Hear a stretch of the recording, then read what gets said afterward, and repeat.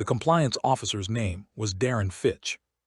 He worked for the regional office of the Department of Fish and Wildlife, and he drove out to the survey site on the morning of October the 14th because the team had missed their scheduled check-in by 4 days, and nobody had answered a radio call since the 9th. He noted later that he almost turned around twice on the access road. The ruts were deep, and the track had gone soft from rain, and he was driving a standard-issue sedan that had no business being on that road. He kept going because it was his job to keep going. The camp was intact. That was the first thing he wrote in his incident notes. Intact, 2 trucks parked side by side with the keys in the ignitions. A tent with 6 sleeping bags inside, each one unzipped and laid flat as though someone had just gotten up. A folding table with survey equipment on it, organized. Carla's coffee thermos still sitting on the camp stove grate. He found the food situation harder to write about. There was a pot of oatmeal on the stove that had been cooked and partially eaten. There were 6 spoons. The oatmeal had dried in the pot, but the pot itself was still faintly warm to the touch, which he attributed to the sun hitting the dark metal, which was possible, which was almost certainly it. He almost did not check the equipment tent. He did check it. He wrote in his notes that the tent was zipped from the inside. He noted this carefully because he checked the zipper pull twice. Inside the tent, on the ground in the center, was a cast-iron camp pot filled to the brim with river water. Still water, not a ripple. The tent floor around it was dry. The tent walls showed no condensation. There was no water trail leading from the tent entrance to the pot. There was no mechanism by which that pot could have arrived in that position. Darren Fitch did not call his office from the site. He drove back to the access road and called from there. He wrote in his notes that he did not feel comfortable remaining at the site alone. He did not specify why. In the margin of that page, in handwriting that was smaller than the rest of his notes, he had written one word and then crossed it out so thoroughly that it was never recovered. 3 members of the survey team were found in the following weeks. Jinho Beek was recovered 6 miles north of camp in an open clearing. Denny Okafor was recovered 9 miles east. Pete Sundwall was recovered 11 miles south. Each of them was lying on their back, with their arms crossed over their chest. The official cause of death for all 3 was listed as exposure and trauma consistent with a vehicle accident. The positioning was not mentioned in any report. The footprints around each clearing were not mentioned. The bent door frame of the equipment tent, which had been pushed outward from the outside, with enough force to collapse the lower aluminum strut, was mentioned briefly and attributed to bear activity, and then not mentioned again. Sable Marwa was never recovered. The file was closed in March. The insurance paid out in April. The site has been decommissioned. Listen closely. My name is Marcus Hale. I have been a contracted hydrological surveyor for 17 years.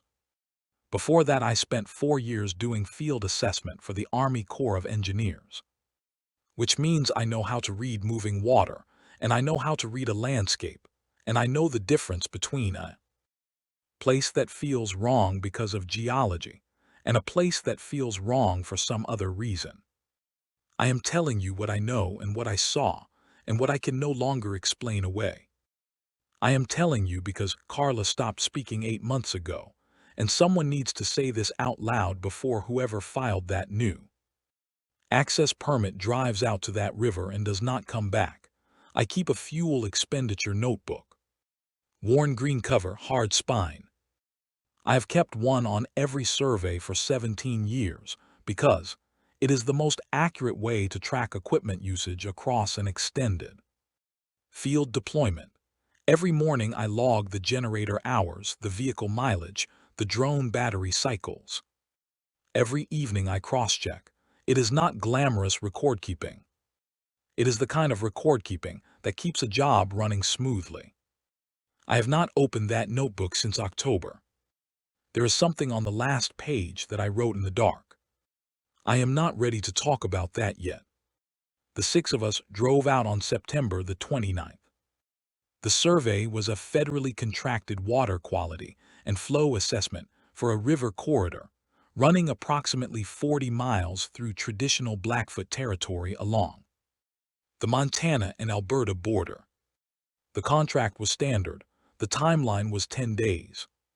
The access road was rough but passable, and the site was exactly what the topographic maps said it would be, which in this line of work you never take for granted. I have done longer surveys in worse terrain with worse equipment.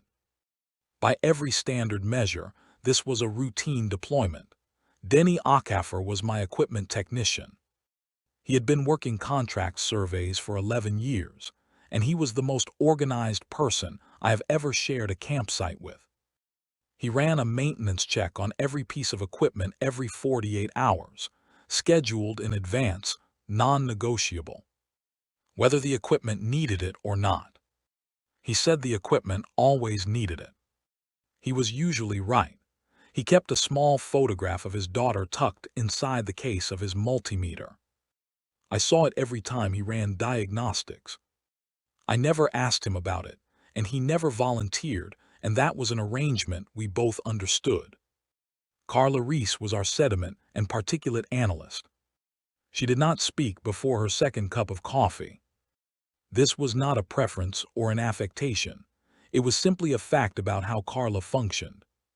And everyone on the team understood it by the end of day one. And we arranged our morning briefings accordingly.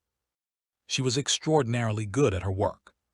She read silt deposits the way some people read text, fluently and fast. And she was almost never wrong about what a river had been doing. Pete Sundwall operated the survey drone and served as our logistics coordinator. He had spent 8 years as a volunteer firefighter before shifting into field research. And he carried that background with him in the way some people carry old injuries, not obviously but always present. He was our designated skeptic, which on a crew of 6 is not a role you assign, but a role that certain people naturally occupy. Pete's skepticism was not cynicism. It was methodical. He needed a mechanism. He needed a chain of causation he could follow from start to finish. That quality made him extremely valuable in the field, and it made certain things later very hard for him. Jinho Beek was a junior field researcher on his first contracted survey. He was 26. He carried a worn deck of playing cards in his breast pocket, and he dealt hands for whatever game anyone wanted to play in. The evenings, but he never finished a game. Someone always needed to check something, or the light was going, or Denny's maintenance schedule intervened. And the cards went back in the pocket. And Jinho always said we would finish tomorrow. We never did. Not once, not one complete game across 10 days. Sable Merwa was our water quality lead. She had specifically requested this assignment. At the time, I did not find that unusual. Surveyors develop regional expertise, and it made professional sense for someone with prior experience in the watershed to lead the water quality assessment. I learned later that she had worked a different survey along a different stretch of this river 4 years earlier. I learned later what happened on that survey. I do not have documentation for what I learned. I have only what Carla told me afterward, before Carla stopped talking. I do not know what Sable knew when we drove out on September the 29th. I do not know why she came back. The first 3 days were exactly what 10-day surveys look like from the inside. We established camp, ran baseline readings, divided the corridor into assessment zones, and began working through them systematically. Mornings were for flow measurements and water column sampling. Afternoons were for drone passes and visual survey of the eastern bank. Evenings were for data entry, equipment maintenance on Denny's schedule. And whatever card game, Jinho dealt that nobody finished. The river was cooperative, the weather held. The equipment ran cleanly. On the morning of day 2, Sable flagged something in her flow readings from the eastern bend, approximately a quarter-mile upstream from camp. The water was moving wrong, not dramatically wrong. Subtly wrong. The surface velocity near the outside of the bend was lower than the topography and gradient indicated it should be. And the pressure readings at depth were inconsistent with the expected laminar pattern. She logged it carefully.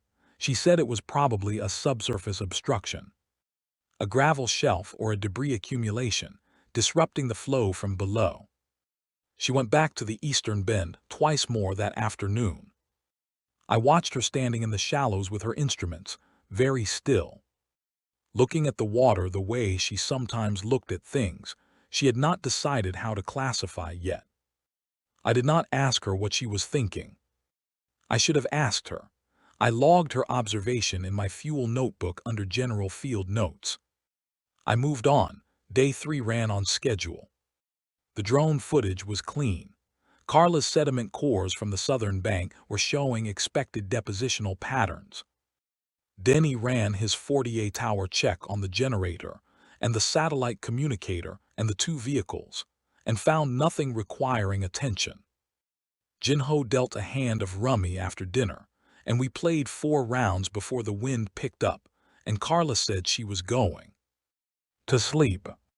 It was Pete who mentioned the birds. He said it quietly, not to anyone in particular. He said the birds along the southern bank had gone quiet about an hour before sunset. He said it was probably a hawk working the tree line. He said hawks suppressed songbird activity across a wide area, and you sometimes did not see the hawk at all. Just the silence it created. Nobody disagreed.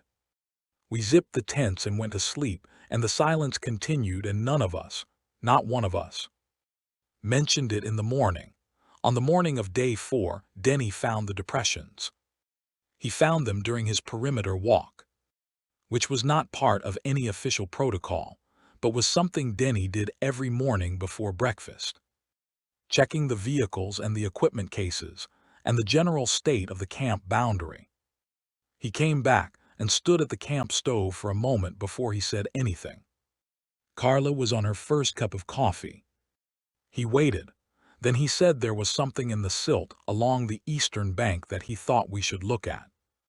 There were 11 of them, depressions in the river silt, each one approximately 22 inches across at the widest point, each one pressed to a depth of roughly 3 inches. They were arranged in an arc, not a rough arc, not an approximate arc, a precise one, curving around the camp perimeter at a fixed distance of approximately 300 feet from the nearest tent. I photographed all 11. I documented the spacing, which was consistent at 7 feet between each depression. I documented the arc radius. I documented the depth and the edge definition, which was clean enough to indicate that whatever made them had not been moving quickly. Pete measured the depressions against the elk track catalog on his field tablet. He said the dimensions were consistent with elk, large bull elk, possibly a small herd moving in formation along the bank. He said elk exhibited perimeter circling behavior near unfamiliar camps, particularly during the rut, and that the fixed distance from camp was consistent with a cautious approach pattern. He was almost right. The dimensions were close. The behavior description was plausible. Elk do not maintain arcs. They do not space their movements at fixed 7-foot intervals. They do not complete a 300-foot perimeter circuit without a single track departing from the line. I did not say any of this at the time. I wrote it in my fuel notebook that evening. Jinho said he thought we should leave. He said it directly and without preamble after dinner. He said the depressions were not elk. He had grown up in an area with elk, and he had seen elk tracks, and these were not that. And he thought we should pack the equipment and drive out in the morning and file the partial survey, and let the agency decide what to do. We voted 5-1. I wrote the vote in my fuel notebook. The time was 8:47 in the evening. The weather was clear. The river was audible from camp, and it sounded, as rivers do, completely indifferent. Jinho put the cards back in his pocket. On day 5, the arc was back. New depressions, same spacing, same radius, pressed into the silt overnight while we slept.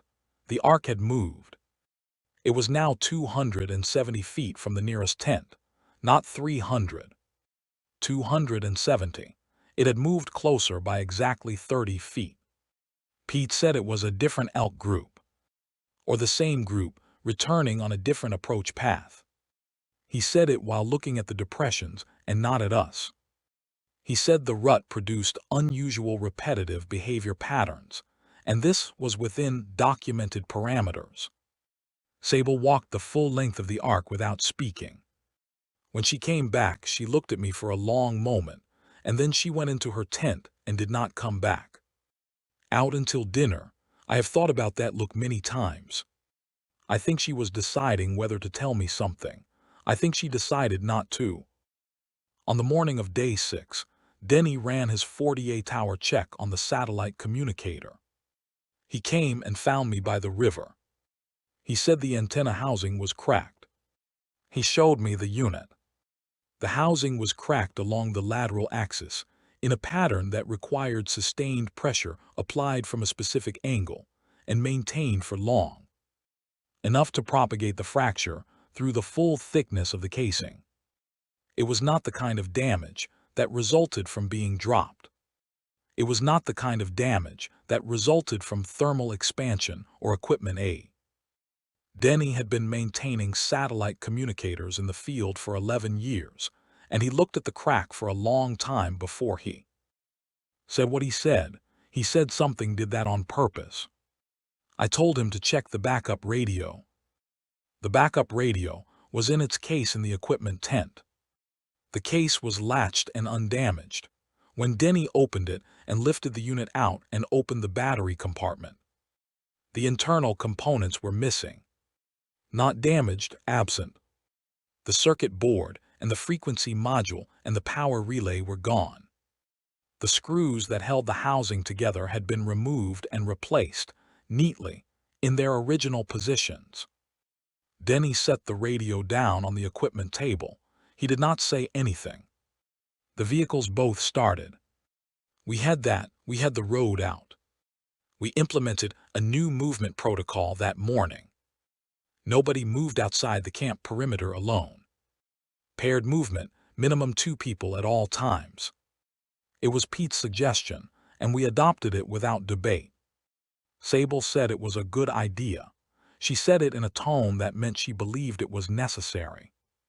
She had river samples to collect from the eastern bend. She said she and Jinho would go together. 40 minutes later, Jinho came back alone. He was walking fast, and his face was a color I had not seen on a person's face before, and he could not form a complete sentence for approximately 3 minutes. When he could speak, he said that Sable had gone 4 feet ahead of him to reach a mid-river rock and that he had looked down to check his footing, and when he looked up she was gone. We searched for 4 hours. We found her sample kit on a mid-river rock, instruments still clipped to the carrying frame, undisturbed. We found her waders on the eastern bank, folded. Folded, not discarded, not kicked off. Folded at the ankle, and knee the way you fold waders when you're done with them for the day, and you want them to dry properly. There were no tracks leaving the bank. The water at that location was 18 inches deep. There was no current sufficient to move a person. The bottom was visible and clear. We searched until dark. We came back to camp, and nobody spoke, and Jinho dealt a hand of cards, and nobody picked them up, and eventually he gathered them back together and put them in his pocket and said good night. I do not remember sleeping. On day 7 we found new depressions. The arc had moved again. 240 feet.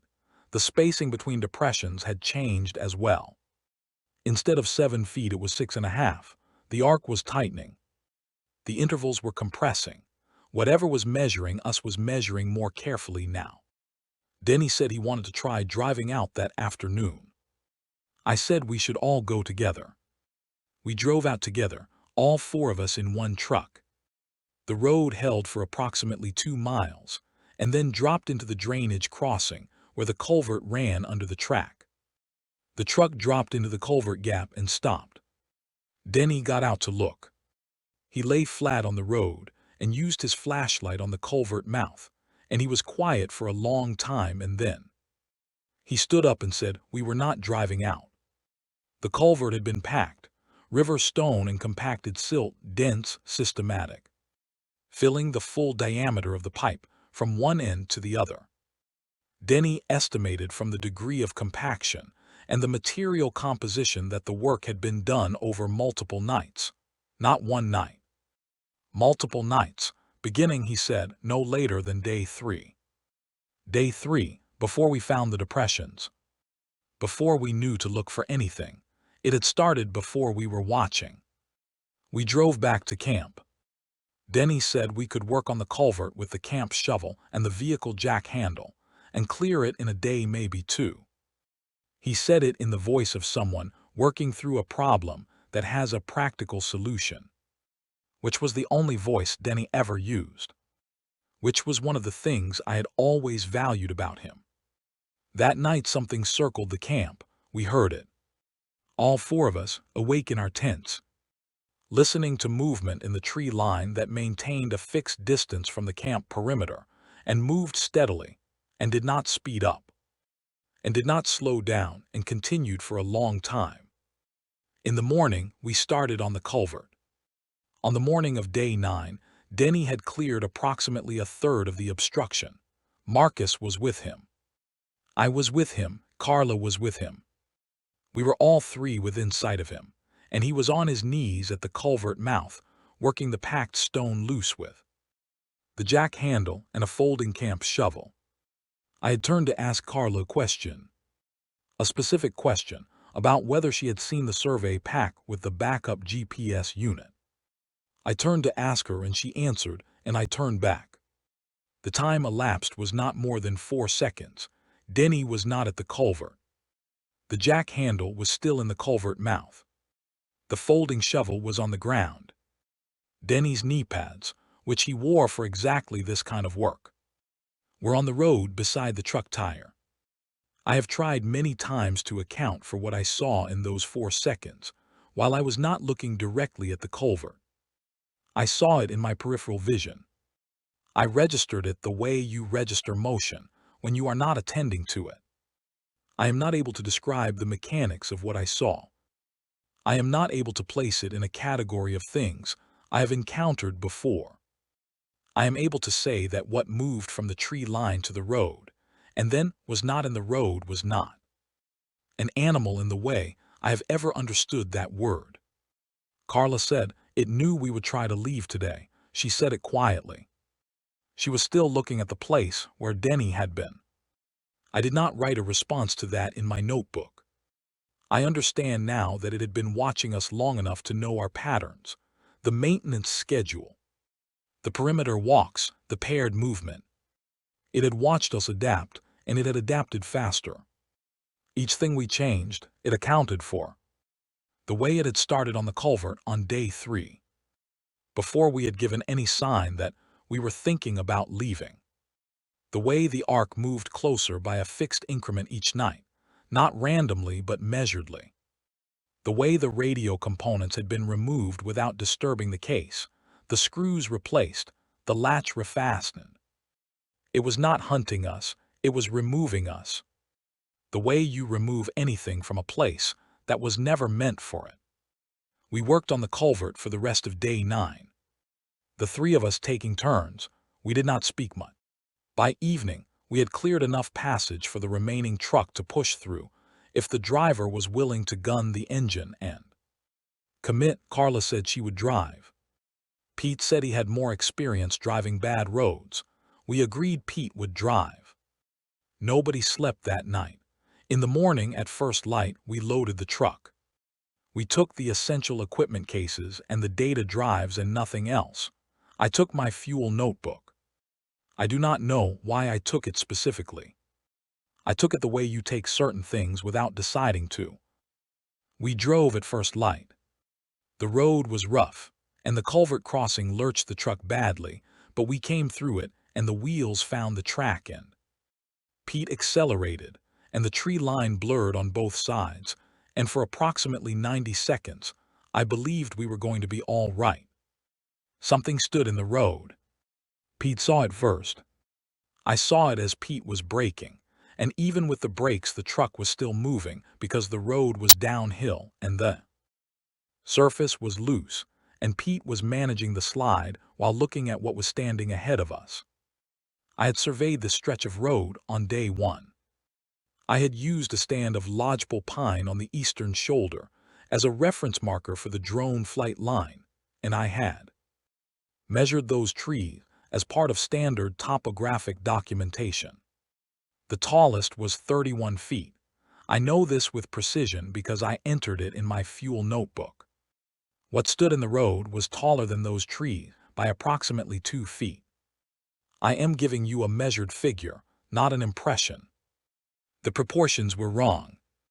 The torso was too long relative to the limb length, and the limbs bent at intervals that do not correspond to any joint structure I have encountered in 17 years of field work. It stood without moving, without shifting weight. The stillness was not the stillness of something that had stopped moving. It was the stillness of something that had made a decision and was executing it.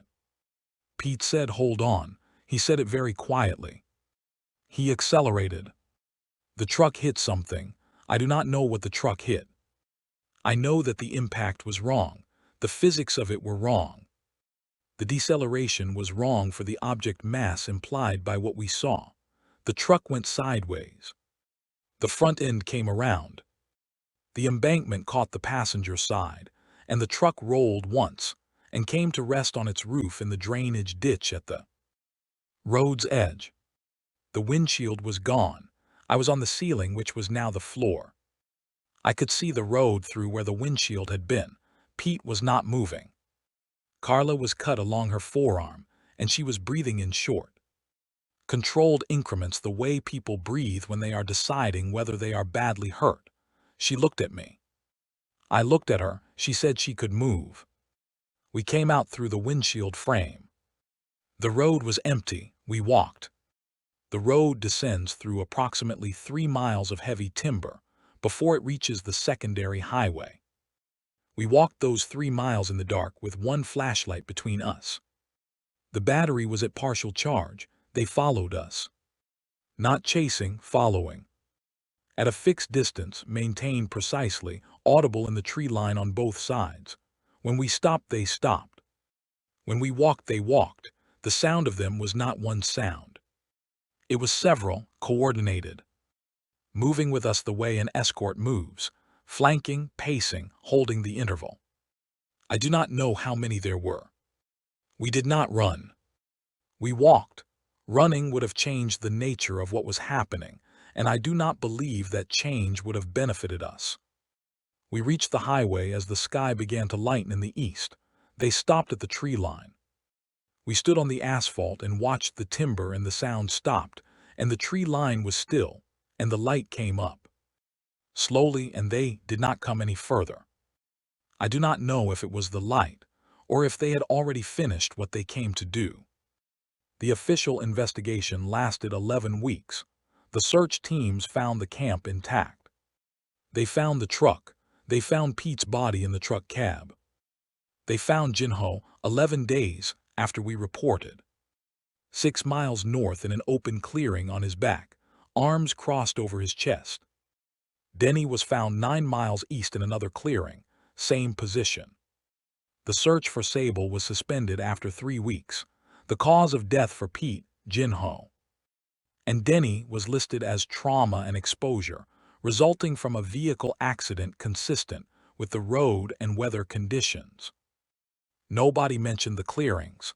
Nobody mentioned the positioning. Nobody mentioned that the clearings were open ground that a body could not have reached without crossing miles of dense timber. Nobody mentioned the prints around each clearing, which the search team leader later described to a journalist, off the record, as unlike anything in his experience, before declining to elaborate.